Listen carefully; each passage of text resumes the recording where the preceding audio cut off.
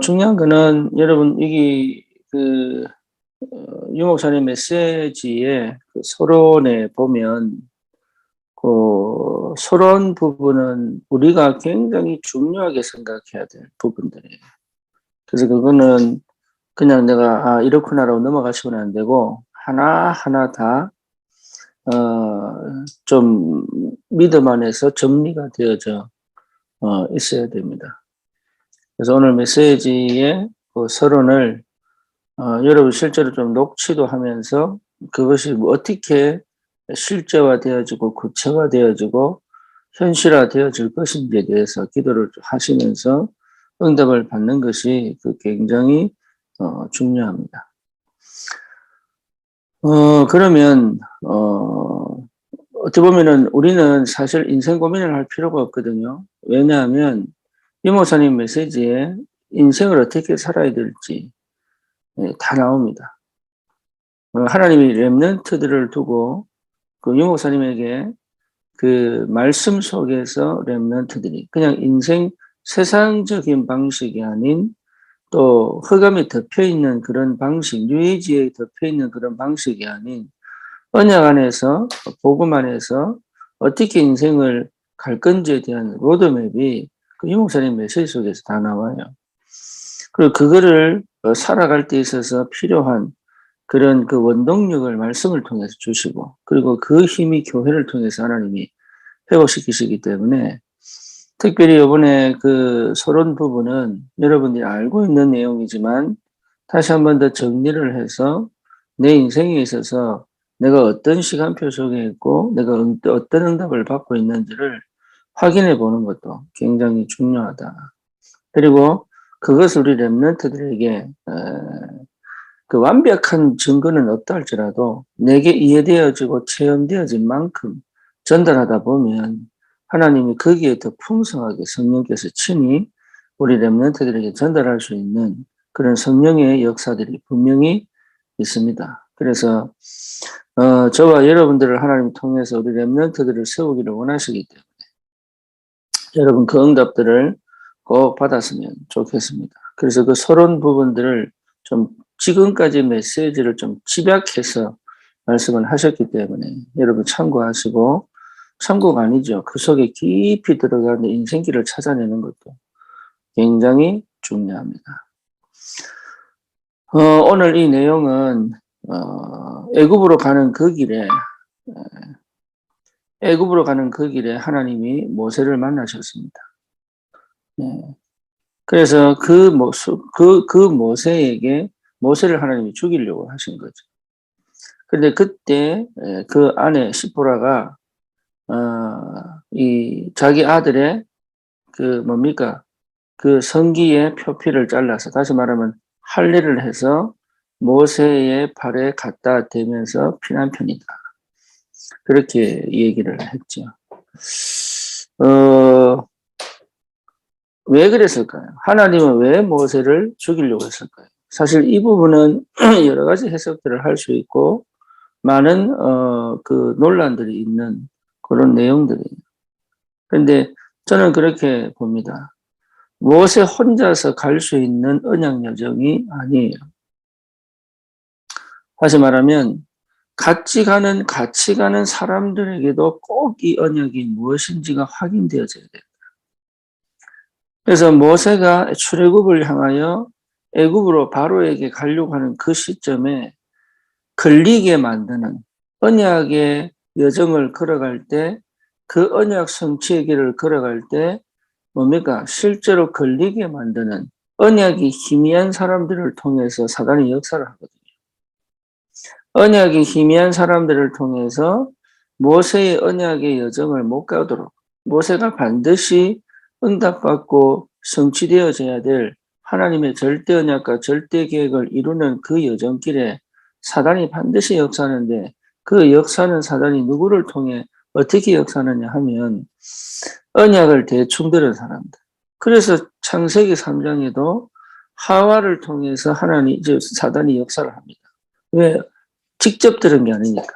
남편을 통해 간접적으로 들었습니다. 그러니까 사단이 그렇게 역사를 하거든요. 그러니까 대충 알은 거죠. 이 아내가 대충 알은 거고, 모세를 통해서 들었지만 이것이 그렇게까지 내게 그렇게 중요할까? 이게 정말로 귀할까? 이게 정말로 전부일까? 예, 이런 생각을 가지고 같이 갔겠죠. 남편이니까 내가 도와야지. 남편이 한다고 하니까 같이 가야지라고 생각을 했겠지만, 그래서 하나님이 그 순간에 굳이 모세를 안 쓰시겠다. 근데 더 이상 모세를 쓸 필요가 없구나. 이렇게 상황이 벌어졌을 때, 그렇죠. 그래서 여기서 하나님이 모세를 죽이는 건 이거 뭡니까? 연극도 아니고 제스처도 아니에요. 이거는 반드시 내가 죽여버리겠다. 그러면 언약 성취에 할 사람이 없는데요. 그럼에도 불구하고 하나님이 얼마나 귀하게 여기시느냐, 언약을. 예. 모세를 죽이고 내가 다른 사람을 세울 수 있을 만큼, 예. 거기에, 예. 그 아내가 깨달은 겁니다. 거기. 이거는 진짜구나. 이거 외에는 안 되는구나. 이 피언약 아니면 안 되는구나. 우리 가족 전체가 피언약을 회복해야 되겠구나. 예. 이 이후에 하나님께서 예, 모세를 통해서 뭡니까? 실제로 하나님의 역사를 이루어 가시는 거죠.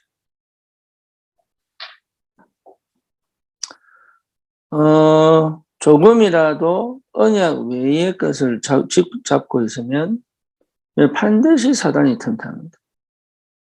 조금이라도 우리의 상태가 그럼 우리가 100% 언약이 되느냐? 그렇습니다. 그럼 잘 안 하는데요. 그래서 도전하는 겁니다. 그러면 하나님 반드시 역사하기를 시작합니다. 그러니까요. 저와 여러분들이 정말로 이 한 시대, 분명한 이 언약 축복의 사람이 분명하다면 우리는 거기에 흔들림이 없어야 된다. 그래서 다른 거는 좀 대충 할 수 있어요. 하지만 언약만큼은 분명하고 선명해야 된다. 나타난 결과와 상관없이 나는 그 언약 속에 있어야 됩니다. 우리가 결과를 보고 자꾸 언약을 잡았다가 놓쳤다가 그랬죠. 그렇죠. 그런데 언약은 그런 게 아니거든요. 언약은 역사가 없어도 히브리서 11장의 이 영웅들은 자기 때의 언약 성취가 없어도 계속 그 길을 갑니다. 그죠? 언약이니까. 그래서 우리는 응답을 보고 역사를 보고 가는 사람들이 아니에요. 우리는 뭘 보고 가는 사람들이에요? 언약을 바라보고 가는 사람. 여기에 분명한 확신이 있어요. 여기. 그러면 여러분 어떻게 됩니까? 진짜 불신앙은 어디서 옵니까? 언약이 희미한 데서 오는 거예요. 어쩌면 불신앙은 눈에 보이는 응답과 눈에 보이는 결과 때문에 오는 거예요. 또 다른 말로 말하면 눈에 보이는 응답과 눈에 보이는 결과에 치중했다는 것 자체가 불신앙이에요.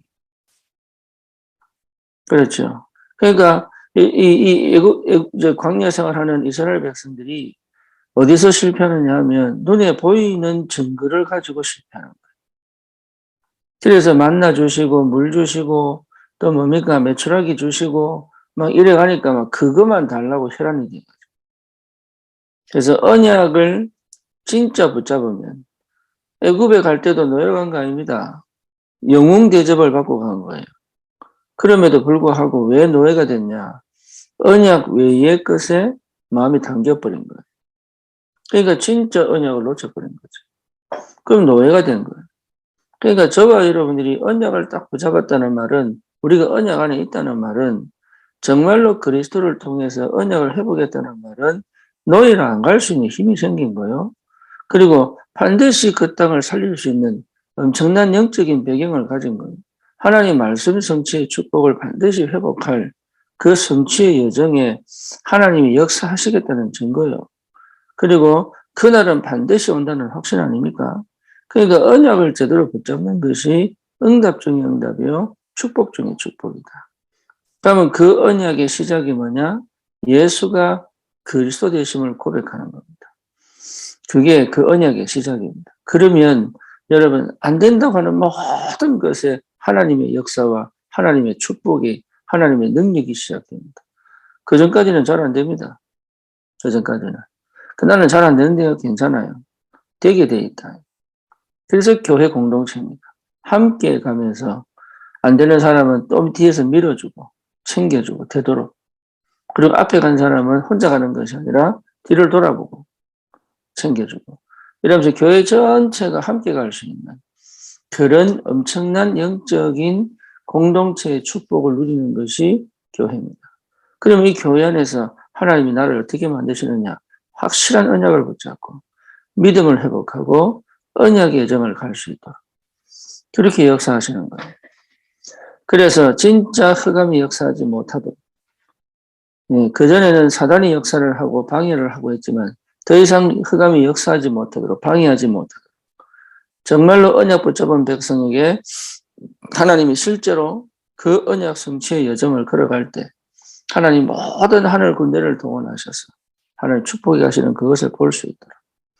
그래서 저와 여러분들은 그걸 가지고 실제 엄청난 창세기 3장, 6장, 11장 속에 정말로 정신적으로, 육신적으로, 영적으로 귀신에 덮여있기도 하고 시달리기도 하고 공허한 마음과 외로움과 우울증과 갈등과 여러 가지 문제에 묶여있는 많은 영혼들에게 이 답을 줄 수 있는 축복의 삶을 살아가도록 우리를 인도해 가시는 것이 틀림이 없습니다.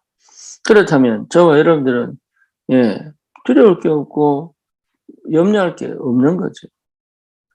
그래서 두려움이 오는 그 상황, 두려움이 염려가 올 수밖에 없는 그 문제, 그 사건은 뭡니까? 하나님이 언약 성취를 위하여 어떻게 역사해 가시느냐를 실제로 체험할 수 있는 기회요.